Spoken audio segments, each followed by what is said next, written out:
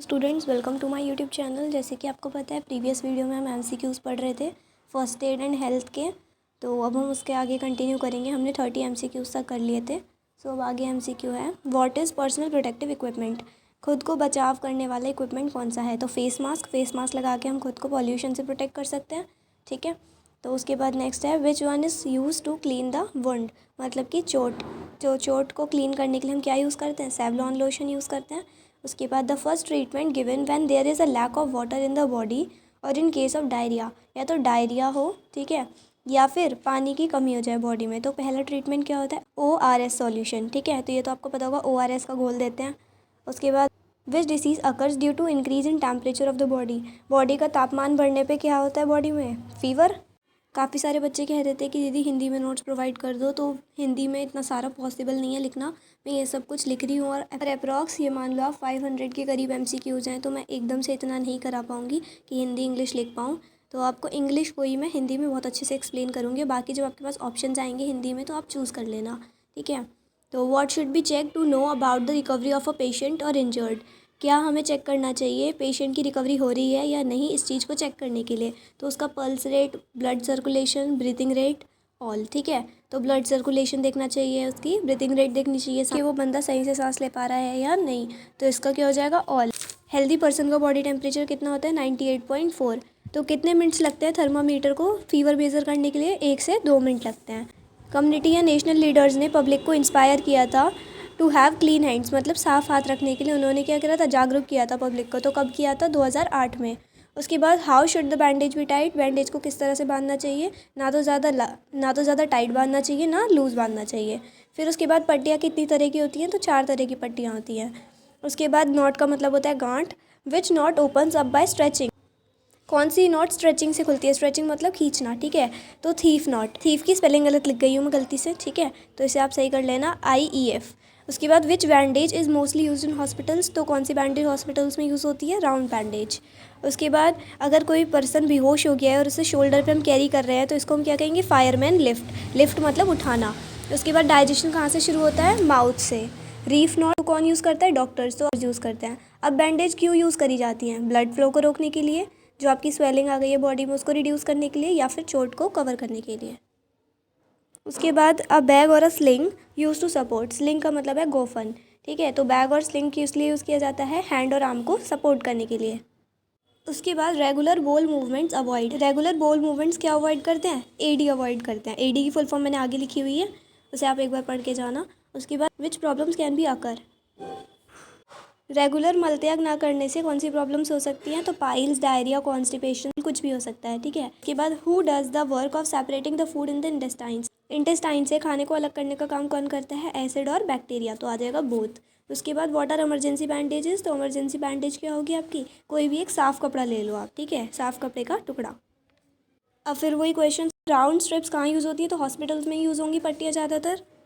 Daily इतना सारा लिखना, 150 MCQs अप्रॉक्सीमेट डेली लिखने पड़ेंगे, जब जाके आपके मैं कंप्लीट करा पाऊँगी। अब आप लोगों की जिम्मेदारी है कि आप उसे लर्न करें। ठीक है, टाइमली जैसे जैसे मैं डालती जाऊँ वीडियोस वैसे वैसे आप लर्न कर लीजिए। एंड जिन लोगों ने चैनल सब्सक्राइब नहीं किया है तो प्लीज़ सब्सक्राइब कर लीजिए। आप लोगों को सेकंड सेमेस्टर भी मैं यहीं कवर कराऊंगी। उसके बाद नेक्स्ट क्वेश्चन है कि कितनी बार लोगों को स्टूल पास करना चाहिए, मतलब कि मल त्याग करना चाहिए। तो 2 times. The food that is chewed goes into the stomach through. जो आप फूड च्यू करते हो, खाते हो, तो वो स्टमक में किसके थ्रू जाता है? ईसोफेगस के थ्रू। ठीक है, ग्रास नली से। Intestinal muscles push the crime forward which is called. आंतों की मांसपेशियां क्राइम को फॉरवर्ड पुश करती है, आगे की तरफ पुश करती है, तो इसे आप क्या कहते हो? पेरिस्टालसिस कहते हो। उसके बाद है वाहक के द्वारा घायल को किस तरह से लिटाना चाहिए? तो स्टमक डाउन, पेट के बल लिटाना चाहिए। ठीक है। उसके बाद how many positions are there to tie the knee bandage. Knee bandage को बांधने की पोजीशंस कितनी होती हैं? तो 3 पोजीशंस होती हैं। फिर ये क्वेश्चन मैं बता चुकी हूँ। उसके बाद मैं आपको बता चुकी हूँ कि what is tied to support the hand और आर्म। हैंड और आर्म को सपोर्ट करने के लिए क्या चीज़ बांधनी चाहिए? तो बैग और क्या बताया दूसरा वर्ड मैंने। उसके बाद जो आपका रिमेनिंग सॉलिड मटेरियल होता है डाइजेस्टेड फूड का, स्मॉल इंटेस्टाइन उसे कहाँ पुश करती है? लार्ज इंटेस्टाइन की तरफ, टू द लार्ज इंटेस्टाइन। फिर उसके बाद it is easy to transfer an injured person by lifting him in the lab when he is child. अगर कोई पर्सन है वो इंजर्ड है, घायल है, और उसे आप क्या कर रहे हो? गोदी में उठाकर इधर से उधर बिठा रहे हो, तो इसका मतलब क्या है? वो एक बच्चा होना चाहिए, क्योंकि किसी बड़े इंसान को तो आप ऐसा कर नहीं पाओगे, बच्चे को ही तो उठा सकते हो गोद में।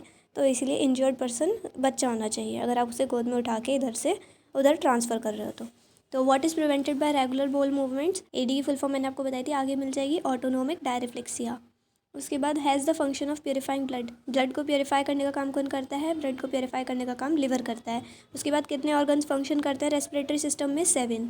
उसके बाद आपको प्योरीफिकेशन ऑफ इम्प्योर ब्लड के लिए ऑक्सीजन की नीड होती है। इम्प्योर ब्लड मतलब जो आपका ब्लड साफ़ नहीं है, उसे साफ़ करने के लिए आपको ऑक्सीजन की नीड होती है। उसके बाद क्या चीज़ आपकी रेस्पिरेटरी रेट को इफ़ेक्ट करती है, तो चिंता करना, ट्रबल, टेंशन, है ना, खेलना, एक्सरसाइज करना, दौड़ना, तो ये सारी चीज़ें आपकी रेस्पिरेटरी रेट को अफेक्ट करती हैं। उसके बाद कितने सेंटीमीटर लॉन्ग होती है आपकी एयर ट्यूब, तो 10 से 12 सेंटीमीटर। उसके बाद पार्शियल या कंप्लीट ब्लॉकेज एयरवे में, तो उसे क्या कहते हैं, हम ब्रीथिंग कहते हैं। अगर कोई व्यक्ति पानी के अंदर सांस नहीं ले पा रहा है तो ये कंडीशन क्या है, ड्रोनिंग, मतलब वो डूब रहा है। उसके बाद due to increase in the volume of which, मतलब क्या चीज़ बढ़ने पर आपके लंग्स फैल सकते हैं, तो आपका वृक्ष गुहा मतलब thoracic cavity. Water enters the wind pipe in the body feels cold, जब पानी आपके विंड पाइप के अंदर जाता है तो आपको ठंडा फील होता है। उसके बाद गरारे कब करने चाहिए, तो गले में जब सूजन हो तब करने चाहिए। उसके बाद कौन से सीज़न में आपका गला ज़्यादातर मतलब सूज जाता है या खराश सी हो जाती है, तो विंटर में, जैसे कि ये सीज़न चल ही रहा है, आपको ज़्यादातर प्रॉब्लम रहती होगी काफ़ी लोगों को, मेरे को भी काफ़ी टाइम में प्रॉब्लम चल रही है। तो ये कौन से सीज़न में होता है, विंटर सीजन में पॉसिबिलिटी होती है सोर थ्रोट की।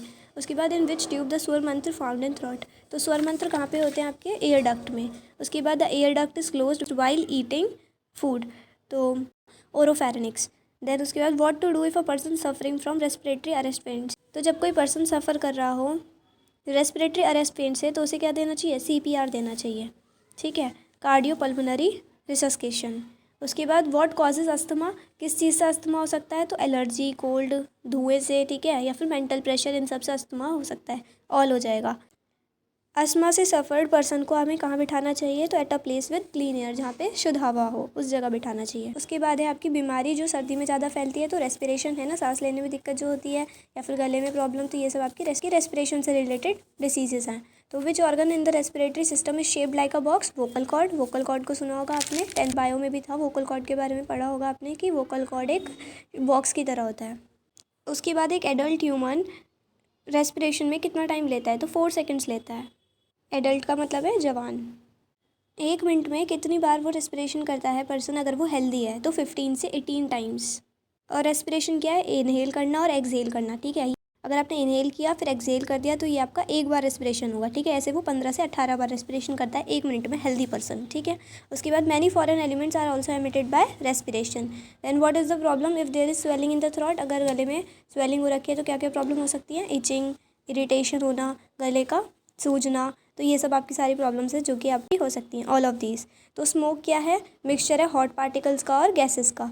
देन स्मोक से क्या हो सकता है, आपको कॉन्वल्सन्स हो सकता है, स्वेलिंग, इरिटेशन, ये सब कुछ हो सकता है आपकी आइज़ में, ठीक है। स्मोक धुआं होता है, धुएं से आपको इरिटेशन हो सकती है, आंखें सूज सकती हैं, ठीक है, तो ऑल। उसके बाद smoke can turn skin, smoke से, धुएं से आपकी स्किन कैसी हो सकती है, चेरी रेड या ब्लू हो सकती है, तो बोथ। उसके बाद जो एयर सैक की वॉल होती है वो कैसी होती है, थिन होती है, पतली होती है। तो जो आपका रेड कलर का ब्लड होता है वो किसकी वजह से होता है, हीमोग्लोबिन की वजह से। और लंग्स कितने होते हैं आपकी बॉडी में, 2 लंग्स होते हैं। उसके बाद जो मेजर रेस्पिरेटरी ऑर्गन है वो आपका लंग्स है। उसके बाद इन्फ्लेमेशन का मतलब है सूजन, ठीक है, गले का सूजना आपका किस चीज़ को बताता है, कॉन्टेजियस इलनेस को। उसके बाद डूबते व्यक्ति को बचाव करते समय क्या करना चाहिए, body below the head. The colour of the skin due to smoke becomes, smoke की वजह से आपकी बॉडी का कलर क्या हो सकता है, येलो हो सकता है। उसके बाद dash are present inside the cavity of thoracic cavity, तो आपका हार्ट होता है, लिवर आपका एब्डोमिनल कैविटी में होता है। उसके बाद आप whose shape is like a close fist, एक बंद मुट्ठी की तरह क्या होता है, आपका हार्ट होता है। उसके बाद how many planes are there in human heart, कितने प्लेन्स होते हैं आपकी ह्यूमन हार्ट में, 3 प्लेन्स होते हैं। उसके बाद WBC का लाइफ स्पैन कितना होता है, 4 से 20 दिन। प्लेटलेट्स का कितना होता है, 3 से 8 दिन। उसके बाद ब्लड क्लॉटिंग में स्पेशल पार्ट कौन लेता है, तो थ्रोम्बोप्लास्टिन, मतलब कि जो आपके गुट्टे बन जाते हैं ना, अगर आपको कोई चोट लग जाए उसके बाद आपके ब्लड के क्या बन जाते हैं, गुट्टे बन जाते हैं, है ना, ब्लड जमने लगता है, तो वो चीज़ बोलते हैं उसे ब्लड क्लॉटिंग। तो इस चीज़ में स्पेशल पार्ट कौन लेता है, thromboplastin. If bleeding does not stop for 10 minutes, अगर 10 मिनट तक आपकी ब्लीडिंग नहीं रुक रही है तो बैंडेज आपको टाइट बांधनी चाहिए। ब्लीडिंग कहाँ से होती है, तो आर्टरी या वीन से आती है। उसके बाद फाउंड इन ब्लड कॉर्पसल्स, ठीक है, सेल्स भी बोल सकते हो, कॉर्पसल्स और सेल्स एक ही बात है। तो ब्लड सेल्स में या फिर ब्लड कॉर्पसल्स में क्या पाया जाता है, हीमोग्लोबिन। ब्लड सेल्स का लाइफ स्पैन कितना होता है, कितने टाइम तक वो लोग जीवित रहते हैं, तो 2 से 120 डेज तक। उसके बाद what is lacking in WBC में क्या नहीं होता, हीमोग्लोबिन नहीं होता, जो आपका रेड कलर का ब्लड था वो हीमोग्लोबिन की वजह से था ना, तो हीमोग्लोबिन की वजह से रेड कलर आता है। अगर हीमोग्लोबिन नहीं होगा तो आपका WBC होगा, ठीक है। तो what is lacking in WBC? WBC में किस चीज़ की कमी होती है? लैक का मतलब कमी, तो हीमोग्लोबिन की। चेस्ट पेन आपका वेरी इंटेंस भी हो सकता है, बहुत ज़्यादा, या फिर कम भी हो सकता है, तो बोथ टाइप्स। उसके बाद ब्लड वेसल्स का फंक्शन क्या है कि वो ब्लड को हार्ट से लेके डिफरेंट बॉडी तक पहुंचाते हैं और टिश्यू से लेके हार्ट तक पहुंचाते हैं। तो ये दोनों ही काम आपके ब्लड वेसल्स का फंक्शन है, ठीक है। तो ये दोनों ही काम आपके ब्लड वेसल्स करते हैं, तो बोथ A एंड B हो जाएगा। उसके बाद how many types of blood cells are found in plasma? Plasma में कितने टाइप के ब्लड सेल्स मिलते हैं? तो आपके 3, RBC, WBC एंड प्लेटलेट्स। उसके बाद नेक्स्ट है if there is blood from cheek और टंग। अगर आपकी टंग या चीक से ब्लड आ रहा हो तो पेशेंट शुड सक स्नो। अगर आपके चीक या फिर टंग मतलब आपके गाल या फिर जीभ से ब्लड आ रहा हो तो आपको क्या कहते हैं? पेशेंट को कहता है कि आप मुंह में बर्फ़ रख लो। तो whose manufacturing rate is 1.5 lakh per minute. तो 1.5 लाख पर मिनट आपका RBC का होता है एंड 2.5 लाख आपका प्लेटलेट्स का होता है। उसके बाद blood cells are generated at a place. एक ही जगह पर ब्लड सेल्स आपकी जनरेट होती हैं। उसके बाद वीन ब्लड कैसा है? डार्क रेड है। तो मिलते हैं नेक्स्ट वीडियो में न्यू MCQs के साथ। जब तक लाइक शेयर एंड सब्सक्राइब कर दीजिएगा। Bye guys.